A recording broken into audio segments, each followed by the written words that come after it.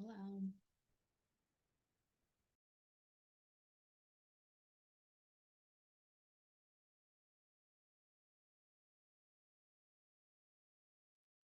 Olá, Paula, tudo bom? Tudo e com você? Bem também. Me escuta bem? Tudo bem? Você me escuta bem Ah, também? escuto, sim, vejo bem. Prazer em conhecê-la. Prazer. Legal. É, me diz uma coisa, a gente vai ter tempo de sobra para essa sessão, né? Porque São temos três só trabalhos só, né? isso. Os tempos dos vídeos estão ok, não tem nada ultrapassando. Legal. O que eu fiz na sessão pela manhã foi, né? O moderador falou, vamos fazendo e você vai só gerenciando um pouco tempo, mas assim, foi super tranquilo. Uhum. Então, cada um apresentou e o outro fez 10 minutos, 15 minutos, dependendo do texto. Você quer que eu segure o tempo, gerencie o tempo de alguma forma? Eu Ah, acredito que não. A gente dá as diretrizes, né, de tempo máximo, e aí, se passar um pouquinho, eu acho que não tem problema. Acho que não vai passar muito, não, pelo que eu vi ali. beleza, então. Qualquer E coisa. você quer que eu suba os vídeos? Como é que você quer que eu te ajude? Não, eu tô com os vídeos Ah, aqui, ótimo, tá já bom. tô com eles todos engatados aqui, então, assim, é só. Perfeito. Eu tô aqui para te apoiar. Então, se você precisar, tô aqui. Ótimo, perfeito. E de manhã deu tudo certo? Deu sim, deu Foi sim. online também?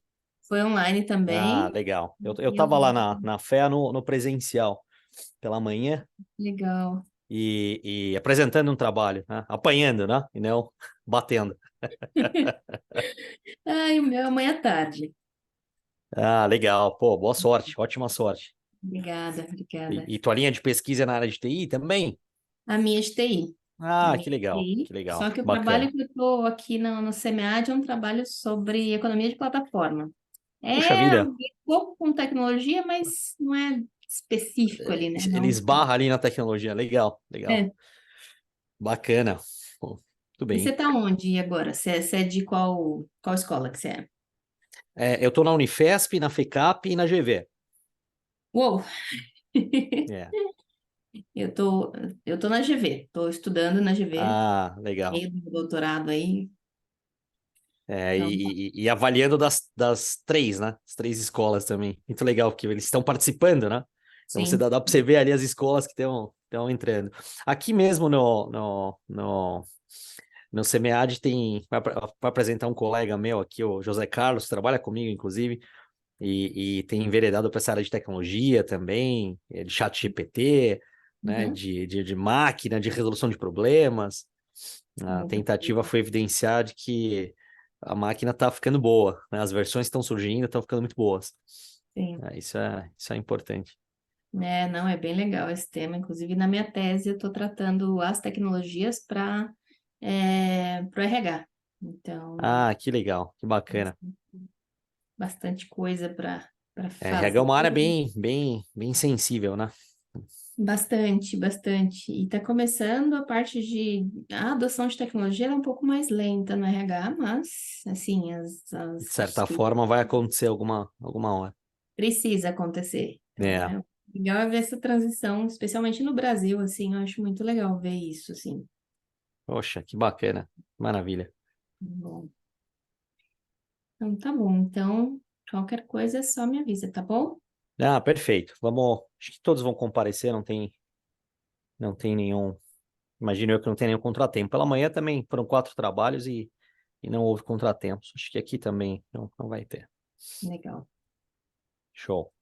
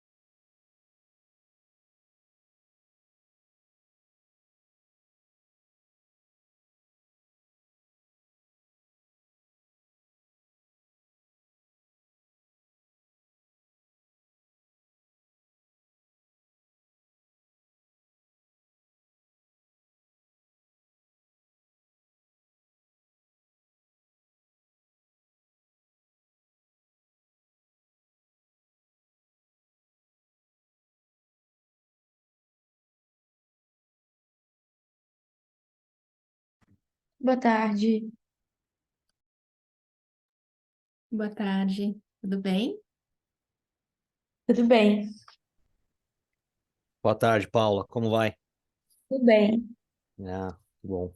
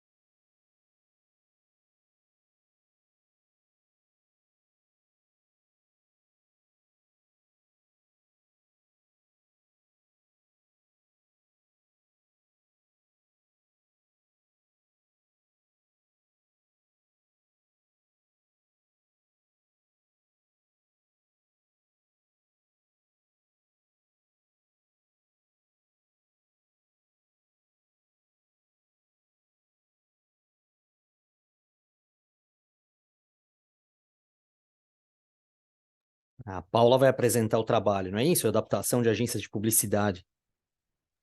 Isso, Ah, legal. E o Jean, o estudo meta-analítico da internet industrial, correto? Isso aí, perfeito. Perfeito. E José Carlos, que acaba de entrar, Homem ou Máquina, um estudo exploratório de desempenho do ChatGPT 3.5 no exame de suficiência, correto? Acho que é isso aí. Ótimo.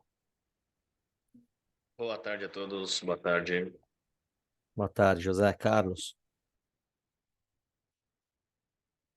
Jean Carlos de Oliveira Rosa e José Carlos Ramos de Oliveira Júnior. Aí tem um cachorro aí atrás também. Já saiu, já saiu Aquele é das o imagens. Juan. Já saiu das imagens, já saiu das imagens. Muito bom. Legal. Boa tarde a todos.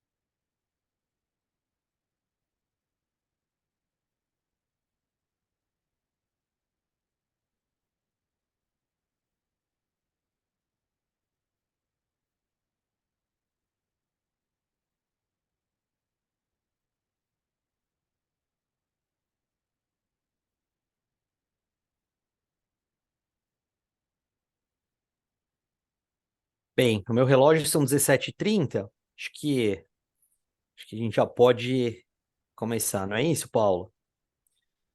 Podemos sim. Legal. Bem, muito prazer a todos e todas. Eu me chamo Amédio, sou moderador dessa sessão e um dos coautores também de um dos trabalhos, junto com José Carlos de Oliveira, né? Paula, fique à vontade para se apresentar como líder aqui também dessa área, importante área. Prazer, gente. Eu sou Paula, eu sou voluntária aqui do SEMEAD esse ano como líder de sessão. Qualquer dúvida, qualquer suporte, estou à disposição, tá bom?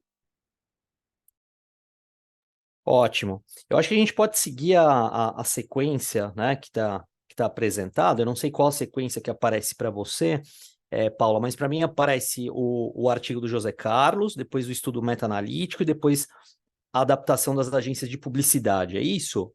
Correto, isso mesmo. Ótimo.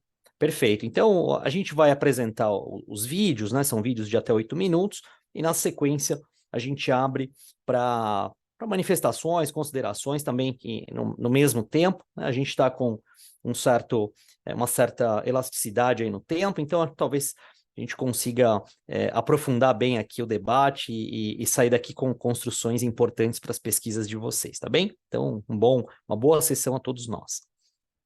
Obrigado.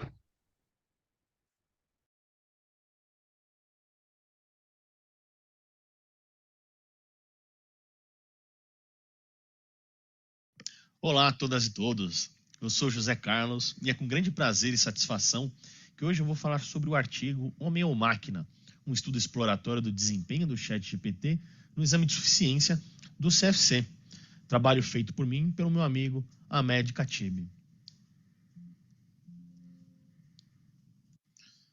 Bom, e para contextualizar um pouco o trabalho e mostrar o que nos motivou a realizar esse estudo, a gente vai seguir com algumas informações aqui. Entre os anos de 2022 e 2023, diversos artigos foram escritos e publicados sobre o ChatGPT, que é o chatbot que funciona como uma inteligência artificial de processamento de linguagem natural. Ou seja, é capaz de interagir com o usuário em um chat de internet, entender e produzir textos e outras informações que forem solicitadas. E para a gente ter uma ideia do volume de pesquisas, a Universidade de Stanford apontou no seu relatório que em 2021 o número de publicações sobre inteligência artificial aumentou de 200 para 500 mil, sendo que em 2021 60% do conteúdo sobre a inteligência artificial foi publicado em periódicos, 17% em conferência e 13% divulgados aí, publicados em repositórios. Então, esses estudos eles mostram um pouco aí das preocupações, dos impactos e das principais limitações e preocupações éticas com o uso da ferramenta da inteligência artificial. Bom, e dado esse contexto, a gente nos deparamos com a seguinte pergunta: qual que seria o nível de precisão do chatbot para responder às questões do exame de suficiência e o exame de qualificação técnica do CFC? Então, resolvemos explorar o grau de assertividade do ChatGPT no primeiro exame de suficiência, que é o exame profissional de contabilidade, e o primeiro exame de qualificação técnica, o CNAE, que a gente chama, de 2023, para que esse profissional possa, por exemplo, atuar como auditor independente. Bom, para responder a questão e prosseguir com o objetivo do trabalho, seguimos com a seguinte metodologia. Nós usamos os modelos ChatGPT 3 e o ChatGPT 3.5. Todas as questões do primeiro exame de suficiência de 2022 do CFC foram respondidas pelo ChatGPT 3 e o ChatGPT 3.5. As questões do exame de qualificação, aquele exame para exercer o trabalho de auditor independente, elas foram respondidas pelo ChatGPT 3.5. Todas as questões foram inseridas na página de acesso do ChatGPT para simular como um acesso de um usuário comum à ferramenta. E para responder às questões, não houve nenhum treinamento prévio da inteligência artificial a essas questões, tá? Ou seja, as provas elas seguiram num período posterior ao banco de dados do ChatGPT, à época que emulamos aí que solicitamos, né, as perguntas ali ao ChatGPT, visto que a base de dados dele era de agosto de 21 e os exames de 22 e 23. Bom, e dentro dos principais achados aí, podemos observar que houve um aproveitamento superior a pelo menos 50% do ChatGPT em relação a todas as provas a que ele foi submetido. Ou seja, no exame de suficiência, 74%, nos exames de qualificação ali, intervalos entre 50% e 80% de aproveitamento, a gente poderia considerar que para essas questões objetivas das provas, a inteligência artificial conseguiria passar em todos os exames, respondendo todas as questões a qual ela foi submetida. Outro achado importante, né, que a gente pôde observar é a melhoria do desempenho do ChatGPT 3.5 quando comparado com a versão anterior, o ChatGPT 3, sendo que o ChatGPT 3 no exame de suficiência, aquele exame para exercer a profissão de contador, de profissional da contabilidade, o ChatGPT 3 ele acertou 58% das questões do exame de suficiência contra 74% do ChatGPT 3.5, a versão superior do ChatGPT. Então a gente pôde observar aí grande melhoria no acerto das questões, visto a melhoria da tecnologia da ferramenta ali, uma vez que não houve treinamento prévio para nenhuma das duas simulações. E aí, como o ChatGPT ele também é capaz de gerar textos, né, de produzir textos de acordo com o que a gente solicita, nós também submetemos à ferramenta as questões dissertativas do exame de qualificação técnica do CFC. E aí a gente pôde observar o seguinte, é que os textos eles eram muito bem elaborados, mas apresentava ainda algumas referências incorretas ou trechos com entendimento confuso, um entendimento dúbio. Mas não foram identificados indício de plágio quando submetido a uma ferramenta dessas gratuitas ali na internet, né? Ou seja, é possível utilizar o ChatGPT para elaborar texto, mas é muito importante do nosso ponto de vista que o conteúdo gerado ele seja revisado por alguém com conhecimento no mínimo razoável, vamos colocar assim, do assunto, para poder fazer aí qualquer correção que julgue necessário.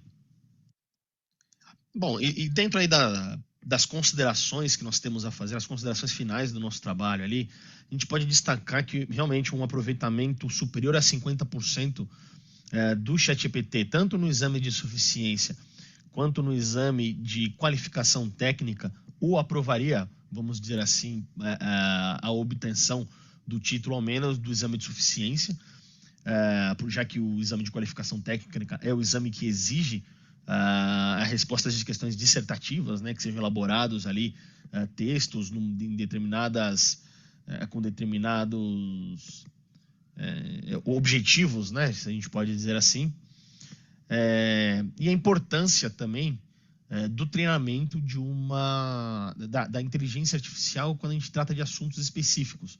Então, ela é uma inteligência artificial de uso geral, mas se a gente quiser utilizar para fins específicos, talvez seja importante fazer uma espécie de um treinamento prévio para ela. E a necessidade, obviamente, de revisão do conteúdo gerado para que não seja feita nenhuma análise inverídica, né? Então, a gente espera contribuir, a gente espera que esse trabalho contribua para o bom funcionamento das inteligências artificiais nas áreas de administração, contabilidade e finanças. E para pesquisas futuras, a gente recomenda a utilização de outros métodos, como o treinamento da inteligência artificial, o uso de outras inteligências artificiais que hoje estão disponíveis também de forma gratuita, e talvez ali uma análise estatística melhor elaborada, talvez ali, quanto ao aproveitamento da ferramenta e quanto ao conteúdo gerado.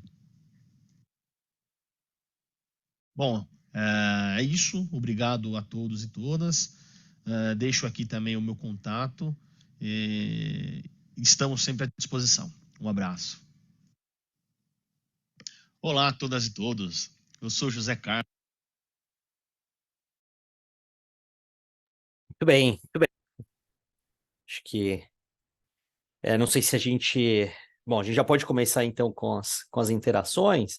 Eu tenho total pessoalidade, não é, nesse trabalho, portanto, eu vou me esquivar de considerações positivas, tá certo? Até para ouvir eventuais contribuições para a nossa pesquisa, mas em 2 minutos só vou complementar algumas coisas, até porque nem todos talvez sejam da área de formação primária, né, contábil. Então, todo formado, né, todo egresso do curso de Ciências Contábeis, ele, para seguir na profissão, ele tem que fazer um exame. A gente chama de exame de suficiência. É um exame relativamente simples, né, que cobra elementos básicos, né, com conteúdos bem simplificados, né, são 50 questões de múltipla escolha, A, B, C ou D, e o aluno ele precisa de 50%, né, de rendimento para poder conseguir o seu certificado, né, a sua autorização para trabalhar com contabilidade. Esse é o exame de suficiência. Na auditoria independente, que é uma espécie, né, de trabalho que exige também que este profissional seja contador, né, existem alguns exames de qualificação técnica, não é? A gente chama de exame de qualificação técnica geral para auditar empresas de capital aberto, emitir opinião sobre as demonstrações financeiras dessas companhias, e outros mais específicos, né, para auditar banco, para auditar seguradora e por aí vai. A ideia foi demonstrar o quão, né, avançando está, né, essas tecnologias de inteligência artificial, demonstrando eventualmente que elas são capazes, ao longo do tempo, de resolver problemas. Uma vez que o exame de suficiência mede, mensura e tenta metrificar o conteúdo base de um eventual profissional da área, há espaço para que uma inteligência artificial faça isso, talvez com mais profundidade, né? Os resultados são muito ruins, né? O último exame de suficiência teve o pior rendimento da história, acho que 30% de aprovação no país, ou algo do gênero, talvez até menos, se eu não estiver enganado.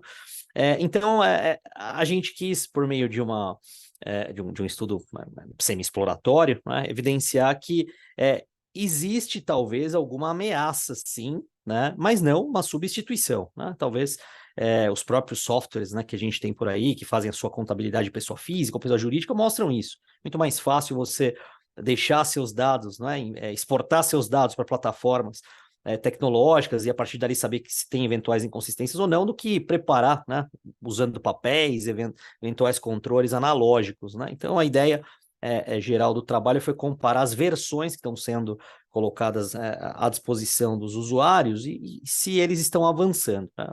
Uma demonstração importante de que não há plágio, de que não há copy-paste de eventuais respostas já colocadas na internet ou em sítios eletrônicos, é relevante na medida em que mostra uma certa originalidade, um certo pensamento, entre aspas, da máquina, né? Então foi mais ou menos essa a linha geral, mas a gente fica aberto aqui a manifestações e considerações.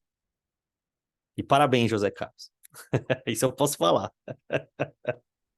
Não, obrigado e obrigado pelas ponderações também, que às vezes a gente se atrapalha ali no vídeo, um tempo limitado ali para não ultrapassar ali, então certos pontos a gente acaba atropelando na hora de fazer o vídeo, mas você colocou muito bem aí.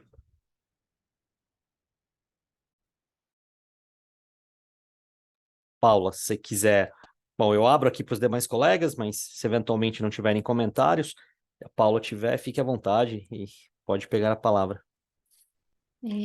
Eu queria só, assim, saber de vocês dois como autores aí, observando o resultado da pesquisa de vocês, que implicações práticas vocês conseguem ver seja para o exame, seja para a forma de fazer isso? Porque quanto à tecnologia, eu acho que eu tô imersa aí nas discussões de IA, então, assim, para mim é uma tendência natural que ele passe a responder coisas assim, né, vai ter uma evolução muito rápida aí, principalmente nos próximos anos aí.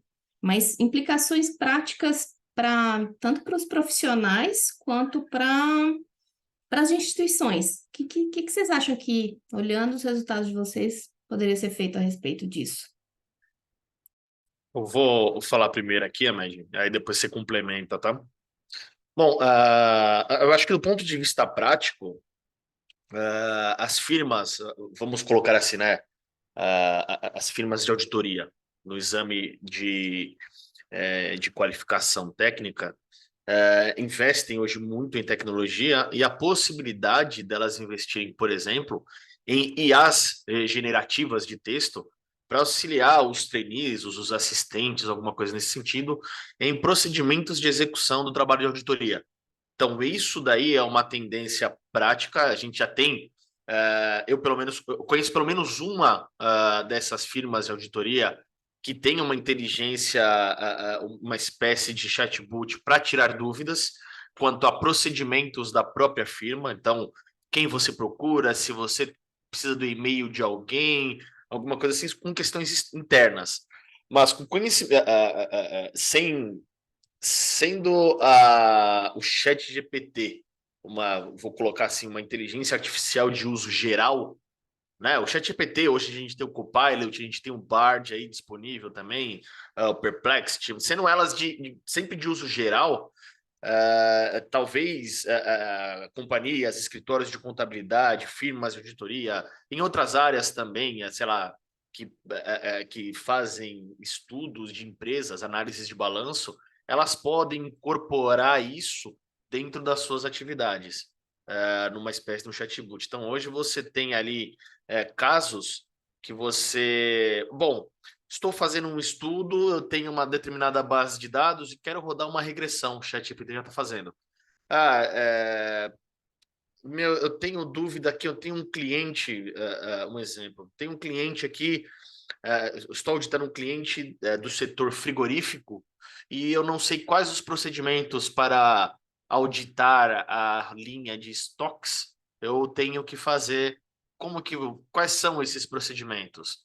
Para quem analisa balanço, bom, se importa o balanço, traz ali para mim os principais índices, os índices de liquidez, me traz todos os índices, monta para mim uma revisão mês a mês das receitas, dos custos, do lucro, enfim, ela pode fazer isso daí, e isso sem um treinamento prévio, né? O que pelo menos eu tenho, se eu li aí, se não li errado, o que eles chamam de zero shot, né? Você partir com tudo para cima com informação para cima de uma inteligência artificial.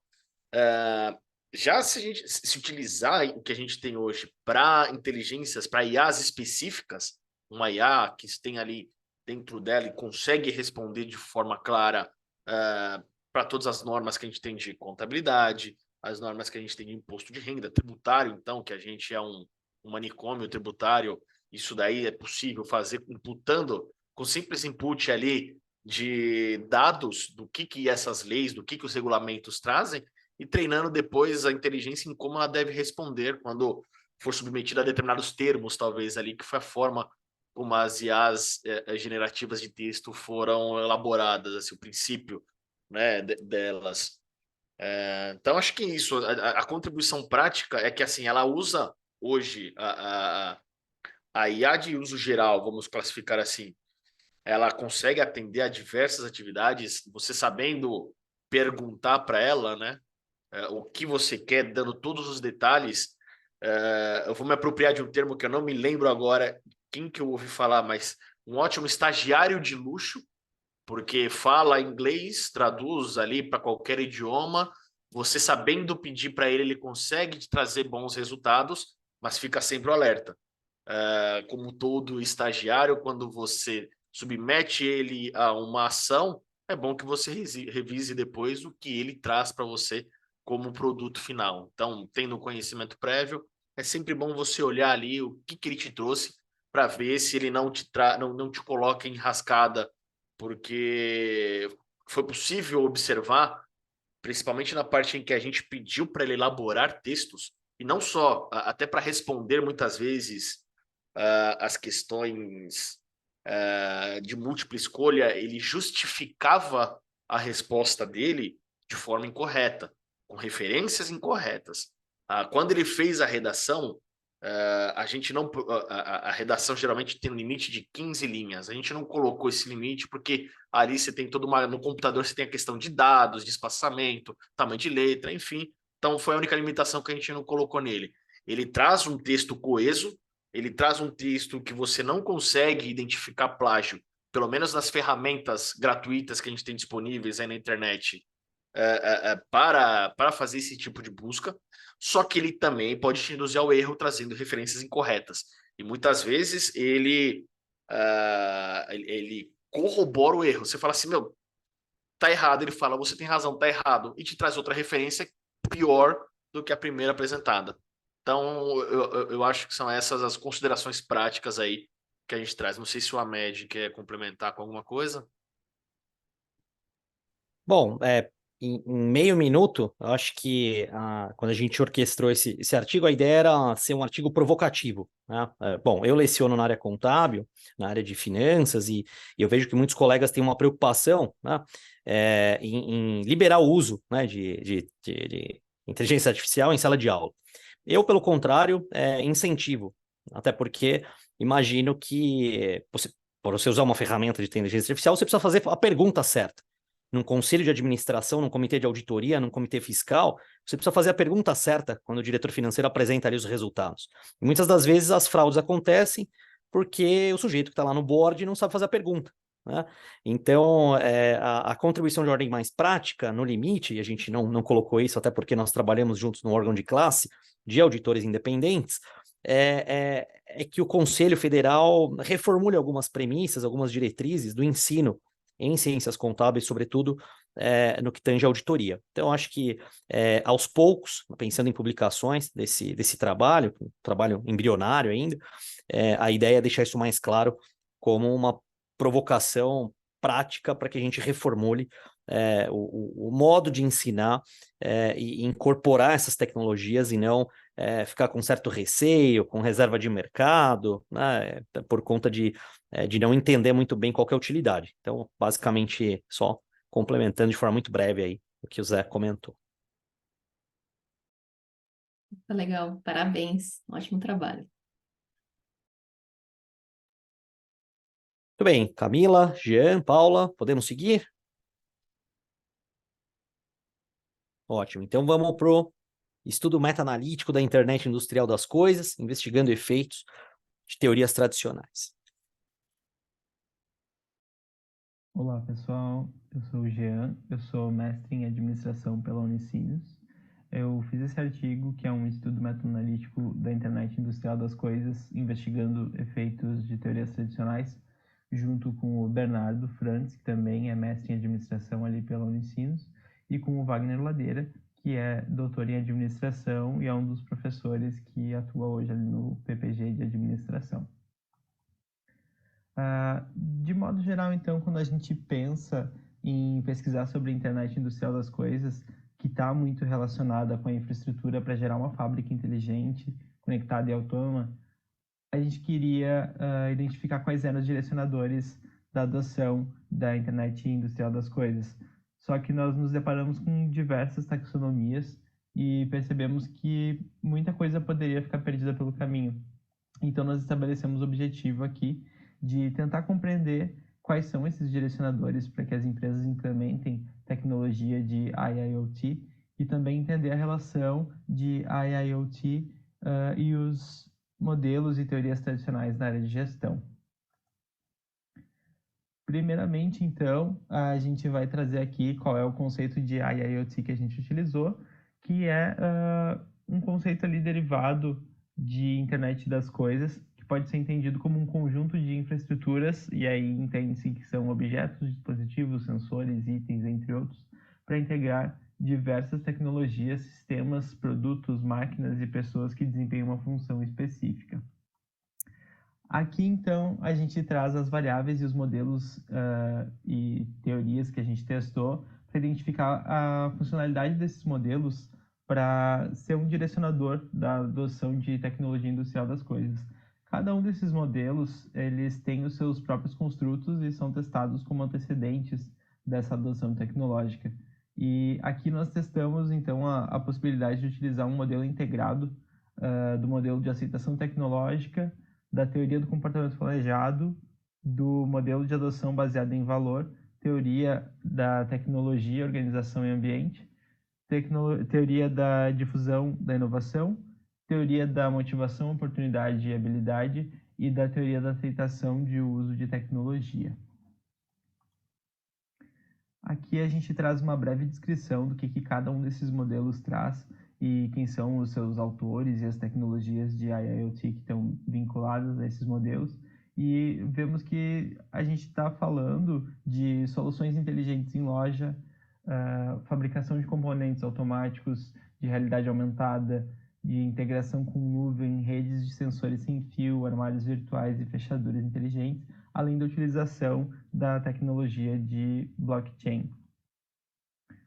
Aqui o método que a gente utilizou para conduzir esse estudo foi a meta-análise, e aí a gente juntou diversas taxonomias que eram utilizadas nos principais estudos de revisão sobre IIoT, e então nós buscamos pelos termos IIoT Technologies em um primeiro momento, depois a gente foi avançando para Industrial Internet of Things, Industrial Internet, Industrial Applications of IoT, Smart Manufacturing Enterprise e Smart Factories.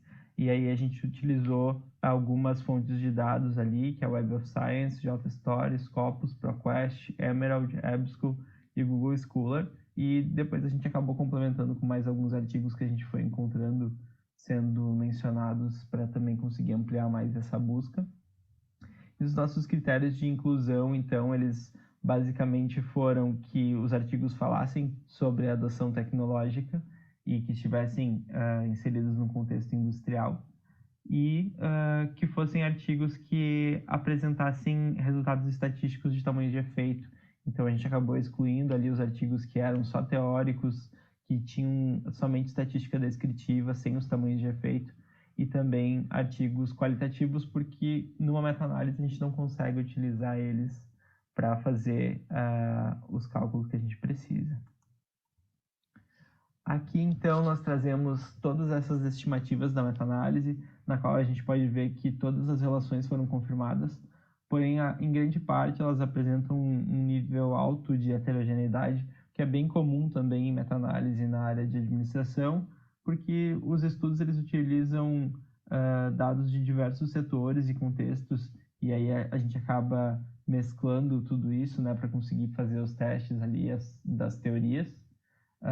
Mais para frente a gente vai falar um pouquinho mais disso, mas enfim, o nosso modelo integrativo ele foi de adoção de IIoT, ele foi validado a partir desse estudo, e como uma limitação nós trazemos ali um viés de publicação, né, pois a gente utilizou somente estudos que foram publicados, e isso pode fazer com que estudos que tinham um tamanho de efeito muito baixo ou que não conseguiram ser significativos, ou que eram dados com estatística negativa, pudessem não ter aparecido na nossa amostragem tão forte quanto talvez eles existam, porque existe uma certa tendência a publicar somente estudos que tenham bons resultados, né? E também o nosso alto nível de heterogeneidade ali setorial. Então, como proposta aí para estudos futuros, a gente sugere que sejam explorados moderadores para essas relações, considerando o alto nível de heterogeneidade que elas tiveram, né? Para a gente conseguir tentar entender o que está gerando essas disparidades tão grandes entre resultados dentro da nossa amostra, e também encontrar outras teorias e modelos que possam identificar direcionadores da adoção de IIoT. Aqui as principais referências bibliográficas que a gente mencionou ao longo do estudo. Muito obrigado.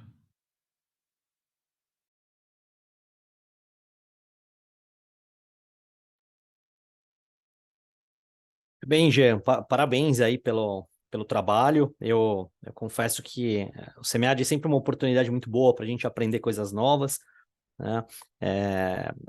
Abordagens metodológicas diferentes, né? E eu acho que esse trabalho ele fecha bem, né? Uma lacuna identificada, né? Quando você olha, quando você mostra o quadro e mostra que estudos precedentes, né, não compararam o tamanho de efeito, né? E você preenche essa lacuna. Eu acho que essa é a contribuição, né? Pelo menos do ponto de vista metodológico que a gente tem na sua pesquisa. Eu queria entender um pouco, e daqui a pouco a gente abre para discussão, né? Se esse trabalho ele é derivado de alguma dissertação, me perdoa se você falou isso no começo, mas se ele é derivado de alguma dissertação, de algum trabalho que está em andamento, né? Porque me parece que houve alguns cortes, né? De texto, talvez para encaixar na limitação de páginas do evento, né? E que eu particularmente senti falta, pelo menos, de explicações um pouco mais aprofundadas do método. Eu entendi com um parágrafo o método, mas eu acho que para fins de replicação desse trabalho, pensando em outras temáticas, com outras tecnologias, talvez isso me fez sentir um pouco de falta e por exemplo, se fosse avaliador de uma revista, talvez pediria para complementar um pouco mais. Sim, na verdade ele não é decorrente de uma dissertação, tá? Ele é um artigo de disciplina que a gente fez. E aí essa é a versão que foi para disciplina, mas aí a gente avançou um pouquinho mais depois. E incluímos ali alguns moderadores, principalmente para essa parte ali de setor, que são algumas das limitações que eu sugeri ali no final, a gente acabou indo atrás para cobrir depois. A gente ainda está nas indas e vindas para tentar aprovar em uma revista, e aí uma das dificuldades é conseguir uma revista que seja de marketing, mas que trabalhe mais a parte industrial e que tenha gente que entenda de meta-análise. Então, a gente está bem difícil assim de até conseguir avaliador, né? Essa versão aí a gente terminou ela em novembro do ano passado, e de lá para cá a gente levou um ano para conseguir 2 avaliações para rejeitar no fim. É normal. Mas, mas enfim, Meta-análise é uma coisa que eu já faço há algum tempo. Eu fiz meta-análise na minha dissertação também, mas aí era outro construto, era bem voltado para a área de marketing, né? E sim, agora relendo o trabalho, eu vejo que nessa versão tem alguns cortes ali que foram importantes que não aparecem no método, mas eles eram bem relacionados a essa busca por moderadores também, sabe? De que escolhas que a gente fez ali na hora de fazer as buscas, por exemplo, a gente focou muito mais em estudos B2B, para tentar entender o que um comprador faz e não o consumidor final, né? Mas não está escrito ali. Está na outra versão que a gente já revisou. Legal. Em periódicos internacionais a gente até consegue indicar, né, potenciais avaliadores, né? Isso não é garantia de que eles serão acionados, né? Mas quando você submete o artigo, você consegue indicar ali uma meia dúzia de colegas que podem contribuir de repente, caso não haja, obviamente, conflito, com a avaliação. Mas meus parabéns aí, Jean. Obrigado. Não sei se alguém quer fazer uso da palavra, alguma contribuição. Eu posso comentar de novo Vamos lá, Paula. também. Claro. Já, o que eu senti falta também foram algumas partes também desse trabalho. Talvez, assim, pensando em publicação, talvez você contar um pouquinho mais no artigo de como você chegou nesse modelo integrativo. Porque, assim, eu reli ali, eu falei, ele vai falar na A apresentação, gente né? não fez as conexões, né? Uhum. Porque eu fico, ou a gente fala de uma problematização, ou a gente fala de um gap spot, em alguma forma a gente tem que contar de onde saiu esse modelo. E eu senti falta disso, porque aí quando o leitor vai lá, olha ali e fala, ele pegou de onde isso, né? Então Sim. talvez, né, seja um bom ponto aí revisar, complementar o trabalho explicando esse modelo conceitual, apontando Uhum, essa, perfeito. né? Basicamente o que a gente fez ali foi o seguinte, a gente primeiro construiu toda a base de dados, né? E a partir da base de dados a gente foi explorando que teorias encaixavam com aqueles construtos que a gente tinha, tendo como âncora ali a adoção. Foi nessa linha de raciocínio, mas a gente acabou não incluindo nessa versão também, tem razão.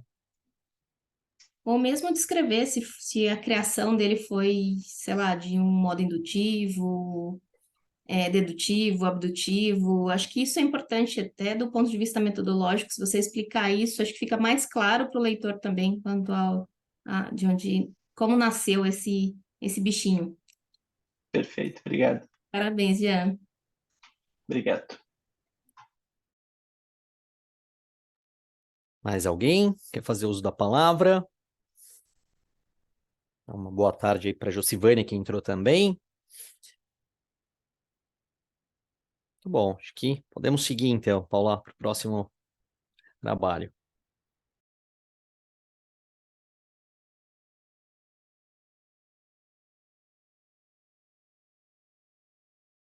Boa tarde, pessoal. Meu nome é Paula Carvalho. Eu sou bacharel em Administração pela Universidade Federal da Bahia e bacharel em Comunicação com habilitação em Publicidade e Propaganda pela Universidade de Salvador.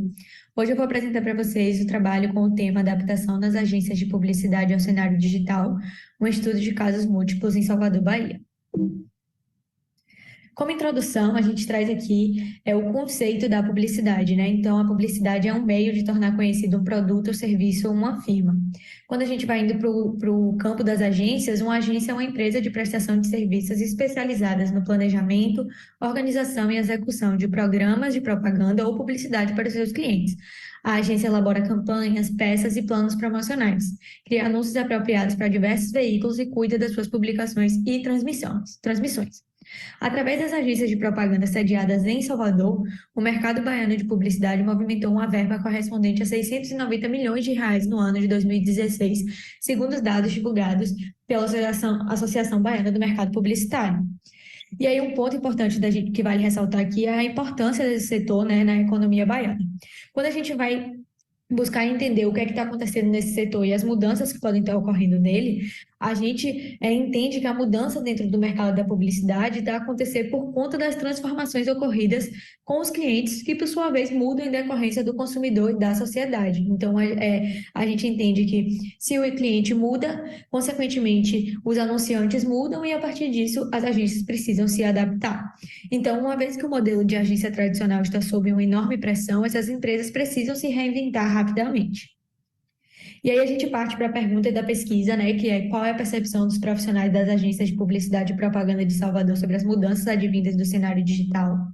Com o objetivo de compreender a percepção dos profissionais das agências de publicidade e propaganda de Salvador sobre essas mudanças, conta objetivos específicos de conhecer o nível de conhecimento desses profissionais a respeito das mudanças advindas do cenário digital, identificar as principais mudanças advindas desse cenário no trabalho das agências de publicidade e propaganda de Salvador e entender as implicações dessas mudanças advindas desse cenário para o dia a dia das agências. Quando a gente vai para a fundamentação teórica, vale a pena a gente entender o que são, de fato, agências de publicidade. Então, uma agência de propaganda nada mais é do que uma prestadora de serviço. Então, não produz nada de fisicamente palpável. Também não coloca nada de concreto à disposição, que não seja talento, experiência e criatividade. Então, em suma, produz ideias e oferece os meios necessários para a concretização dessas ideias. Uma agência de publicidade, quando a gente vai para a sua estrutura, a gente tem a divisão aí seguindo aí o clássico de algumas empresas, então o administrativo, o comercial e as operações, né, a parte de operações.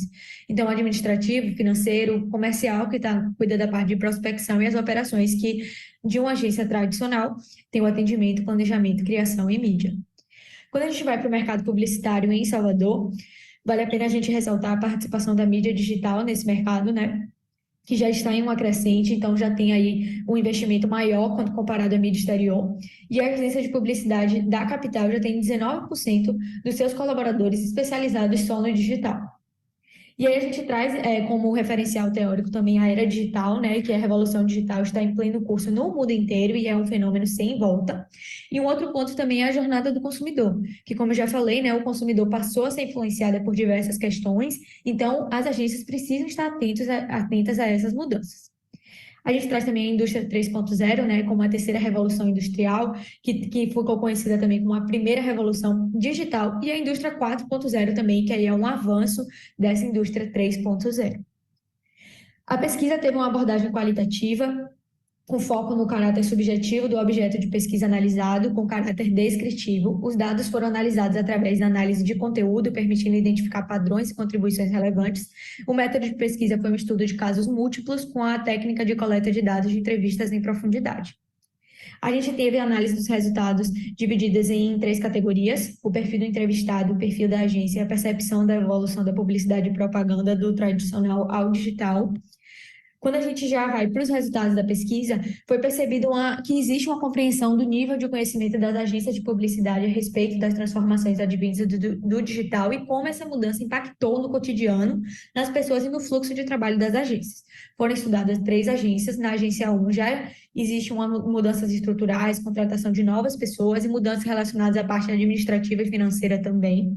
Na agência 2, existe uma adaptação e a criação de uma operação exclusiva para atender o digital de um cliente específico, mas existe também uma resistência à mudança e o desafio de equilibrar profissionais mais jovens e mais experientes.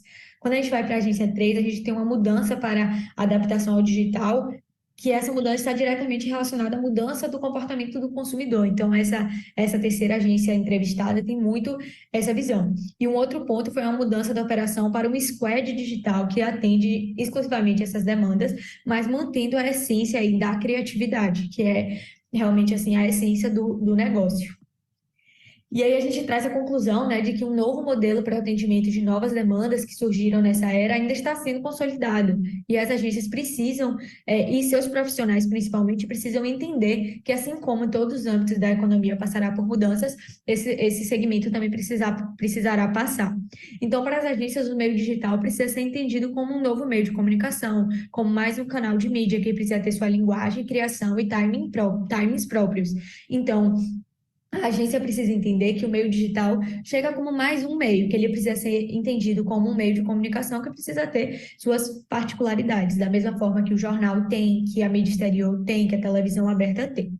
O trabalho traz contribuições teóricas relacionadas à compreensão de um processo de mudança que está acontecendo no mercado publicitário e que ainda vão ocorrer mudanças futuras, alterando aí as estruturas postas como clássicas de agências de publicidade, definindo assim novos modelos de gestão, né? Aqui eu trouxe aqui as referências bibliográficas do trabalho, a gente consultou autores ali da história da publicidade a estudos mais recentes desenvolvidos no mercado. Obrigada pela atenção.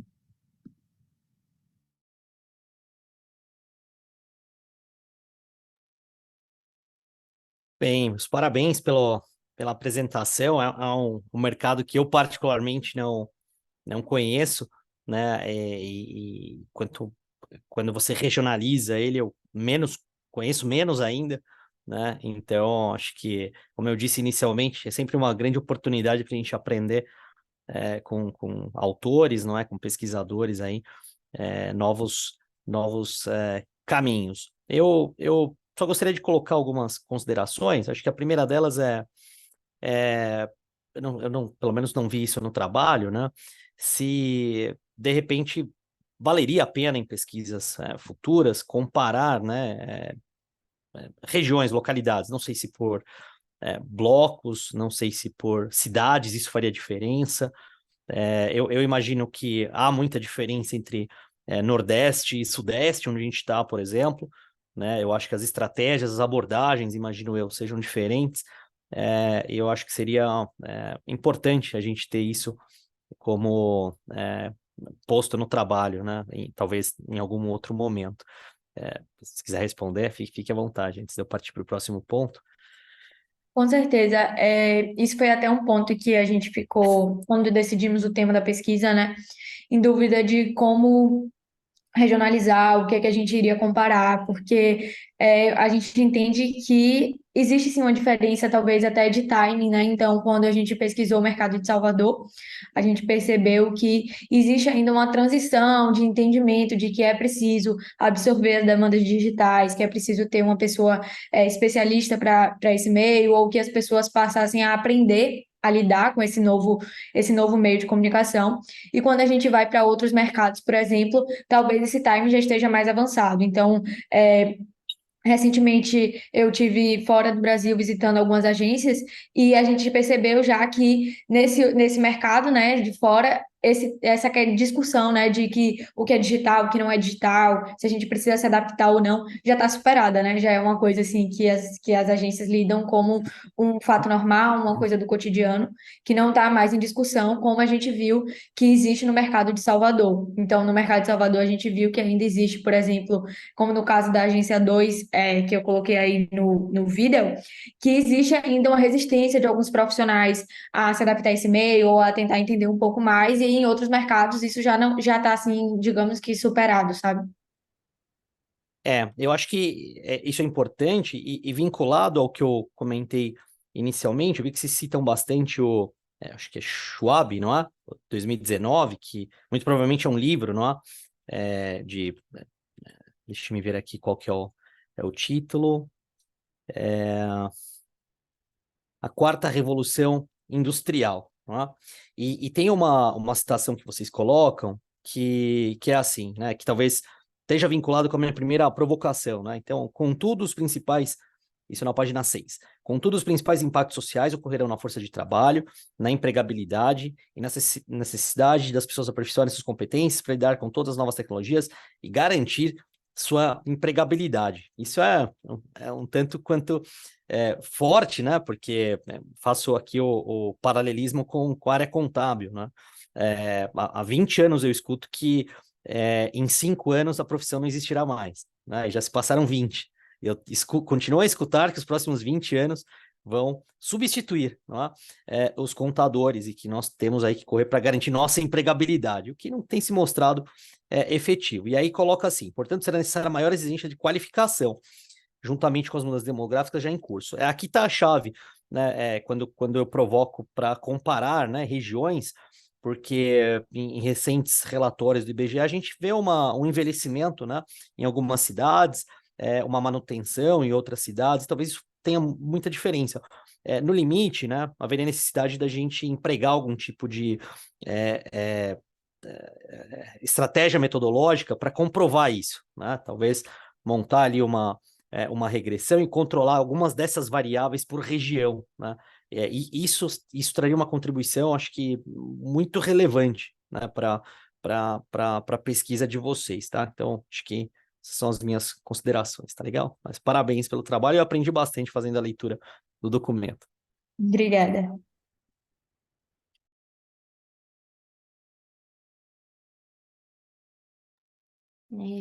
Paula, parabéns pelo trabalho, gostei bastante. Eu tenho, na verdade, eu tenho dúvidas, tá? Sobre o seu trabalho. Eu vi que em alguns momentos você utilizou para o seu estudo de caso, para cada um ali, você usou uma unidade de análise, você estava olhando a percepção do profissional, e em outros momentos você estava tratando a unidade de análise como a empresa, né? Como a agência de publicidade. Me explica um pouquinho como é que foi isso, como é que foi isso durante as entrevistas. Me explica um pouquinho disso. Na verdade, a gente selecionou os entrevistados pensando em pessoas que teriam como também dar um panorama para a gente da atuação geral da agência, né? Então, a gente entrevistou 2 CEOs e uma diretora, então, exatamente para que a gente conseguisse ter também essa percepção de como a agência se posiciona como um todo, não só a percepção do profissional, né? Então, a gente tentou que na entrevista em profundidade, a gente, no início, identificasse algum padrão ali no comportamento da agência como um todo, então perguntando um pouco sobre a operação, sobre como é que algumas novas demandas foram incorporadas no dia a dia, e depois a gente foi tentar um pouco entender como era a visão pessoal, né, da pessoa sobre se estava funcionando ou não esse novo modelo de operação, ou se a própria pessoa se sentia assim estimulada a buscar novos conhecimentos para conseguir atender esse novo tipo de demanda. Então, esse foi mais ou menos assim o fluxo que a gente seguiu nas entrevistas. Legal, legal. Então, assim, com base na tua resposta, minha sugestão para você é só dar uma olhada nessa unidade de análise que você está tratando em cada estudo de caso, tá? Porque, por vezes, eu acho que tem dados sobrando. Por exemplo, a idade do profissional da agência de publicidade que foi entrevistado. Talvez esse dado ele não seja relevante para mostrar nos seus resultados, talvez nem na coleta, mas é, ele já foi coletado, mas assim, ele pode ser suprimido do resultado, sabe? Se ele não trouxer alguma coisa diferente. E talvez detalhar um pouquinho mais os seus critérios de seleção para cada estudo de caso. Porque ali você falou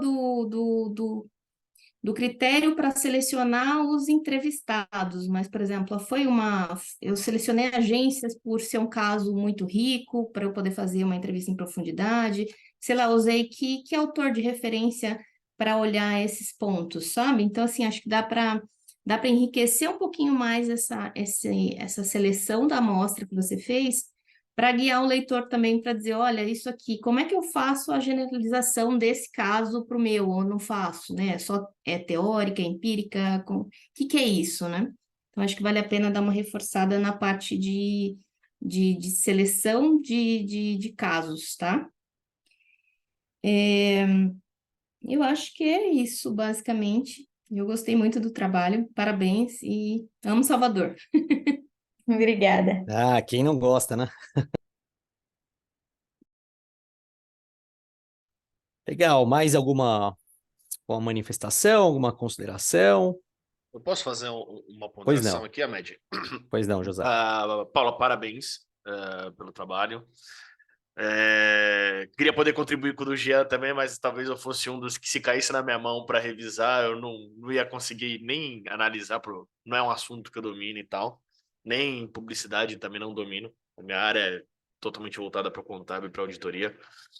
Eu não sei se para esse trabalho ou para pesquisas futuras, ao invés de utilizar do nível hierárquico mais alto na empresa, ou só utilizar o deles para o estudo de caso, trazer também a visão dos profissionais que trabalham nas agências.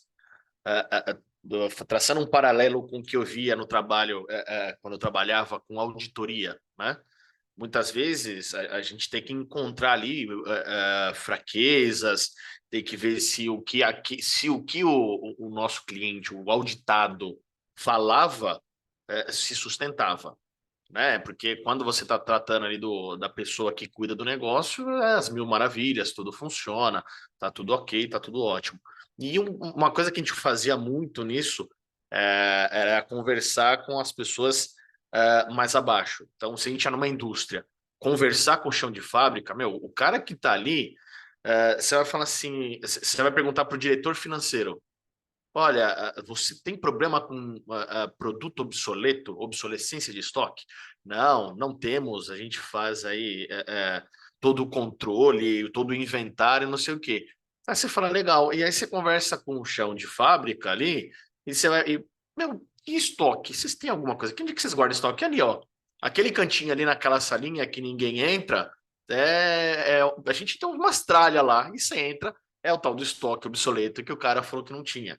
Então, não sei se trazer também, de novo, não sei, para essa pesquisa ou para trabalhos futuros, alguma coisa assim, trazer a percepção não só dos profissionais de alto nível, de nível executivo das agências, mas trazer também pessoas que trabalham nessas agências ou em outras agências, que atuam nos departamentos da parte digital, não sei como é que é segregado a estrutura dentro das agências, mas enfim, que atuam talvez na parte de digital dessas agências para enriquecer a pesquisa sem necessariamente excluir a opinião dos C-levels, dos diretores ali.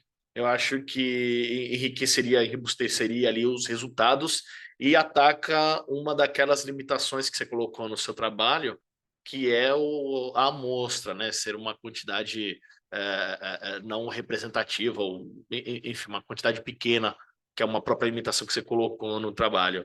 Acho que no mais ali, parabéns. Eu Obrigada. também queria fazer umas Isso é um ponto contribuições depois. que a gente até ficou atento, porque dá para a gente fazer várias relações assim também, né? Então, por exemplo, quando a gente fala de idade, talvez a gente comparar a percepção de profissionais mais velhos e profissionais mais jovens, né? Pessoas que têm mais tempo no mercado e pessoas que têm menos tempo no mercado, traz também uma visão diferente disso. Então, assim, tem algumas percepções e novas análises que podem ser feitas também dentro desse próprio tema, né? É isso aí, e aí só antes do Jean ali, eu passei por eu tive um congresso no meio do ano, que eu peguei um recorte ali da minha dissertação para apresentar, e justamente essa parte logo na primeira, no primeiro feedback ali dos revisores, na revisão cega ali, já falaram, olha, eu sinto falta de um recorte por idade. Quem é o profissional que você...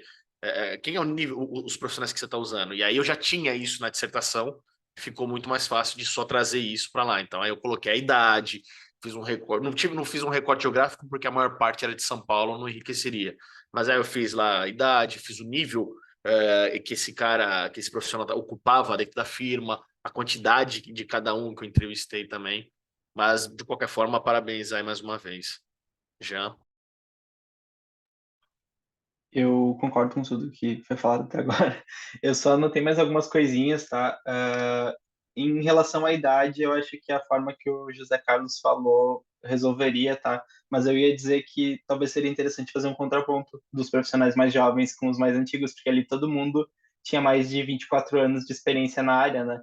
Então, talvez para esses caras tenha sido mais difícil se adaptar do que para alguém que está, sei lá, há 10, 5 anos trabalhando com publicidade, né? Então, se tu pensar em ampliar essa amostra, talvez pegar outras pessoas mais jovens na atividade também seria um contraponto bacana, tá? Mesmo que tu fique dentro da região ali de Salvador, sem passar por outras regiões ali, como a Med comentou.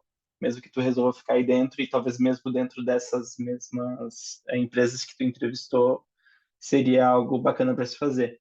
E outro ponto que me chamou a atenção Eu vi que tu até menciona ali da Bardan, né, de fazer perguntas abertas, de como, por quê, mas eu vi que tem algumas que começam com uma afirmação e depois tu pede para eles comentarem em cima.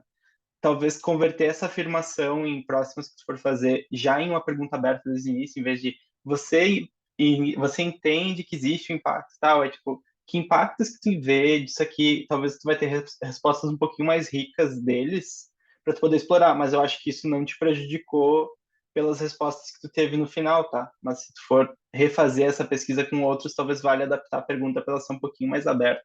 Tem uns 2 ou 3 casos assim só. E outra coisa é mais na construção ali do teu referencial, a parte de transformação digital e indústria 4.0.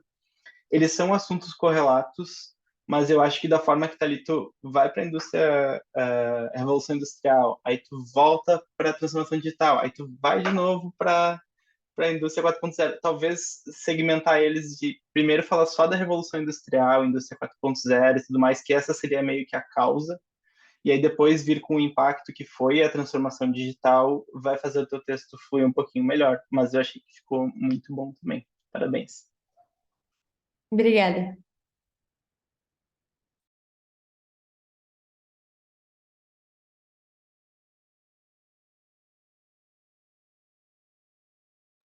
Mais alguma manifestação? Aproveitem, estamos com tempo.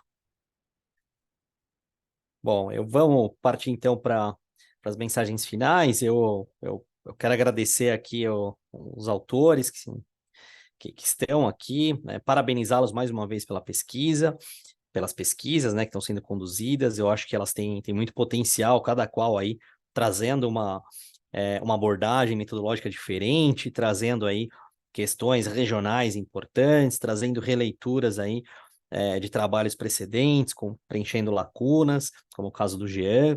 Então, eu acho que cada um de vocês está de parabéns. Eu, como sempre, gosto de participar porque eu aprendo bastante e costumo dizer sempre que essa é uma grande oportunidade, né, de vocês terem uma consultoria, né, para as pesquisas de vocês. Sessões Sapiens, por exemplo, são grandes consultorias ali de aperfeiçoamento dos trabalhos, de maneira séria, né, construtiva, sempre respeitosa, para que os trabalhos possam ter um impacto ainda maior, né, serem publicados.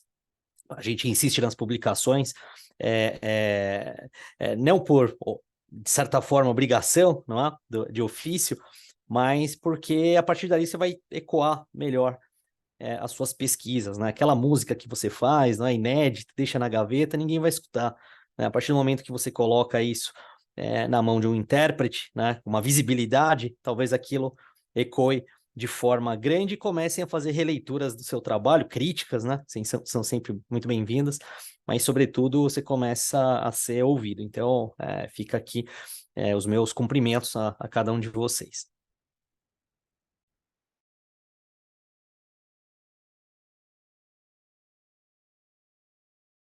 Se a Paula quer falar alguma coisa também. É só lembrá-los de avaliar essa sessão no final, se vocês puderem, por gentileza. Obrigada, gente. Parabéns pelos trabalhos. Legal, meus parabéns e até a próxima edição. Obrigado, gente. Até Obrigada. Até mais. logo. Obrigado, até. Tchau, tchau. Até logo.